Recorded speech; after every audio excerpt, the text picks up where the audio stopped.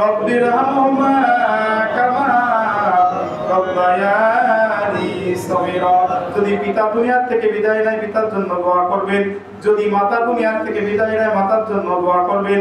পিতা মাতা মারা যাওয়ার পরে প্রতি শুক্রবার একবার গোরস্থানে যাবেন, হাদিসে আসছে, আমি আমার নিজের কথা বলি না, হাদিসে আসছে মায়ের কবরের কাছে পিতার কবরের কাছে দাঁড়িয়ে হাত তুলে দোয়া করবেন।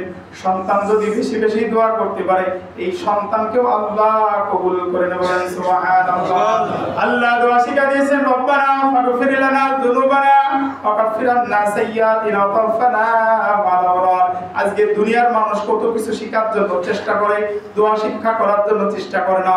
আজকে দুনিয়ার মানুষ হিংসা পোষণ করে ইমামের সাথে, হিংসা পোষণ করে আলেমের সাথে। আপনার বাপ মা মরে যাওয়ার পর, আত্মীয় স্বজন মরে যাওয়ার পরে বন্ধু বান্ধব আপনার জন্য দোয়া করবে না। প্রতিটা মহল্লার ইমাম সে ভাত তুলে মহল্লার সবার জন্য দোয়া করবে। কথা বলেন ঠিক কি ঠিক না? আপনি আপনার নেতাকে একদিন নিয়ে আসবেন দোয়া করার জন্য, আর পরে নেতার কোনোদিন আসবে না। যে নেতাকে মানবে কিয়ামতের ময়দানে দেখবেন অজস্র গুনাহ আপনার আমলনামায়। আল্লাহ রাব্বুল আলামিন বলেন, তুমি যে নেতাকে মেনেছো এই নেতার অপকর্মগুলো তোমার আমলনামায় যে হাজির। কার আমলনামায়? যে এক কর্মীর আমলনামায় যে হাজির।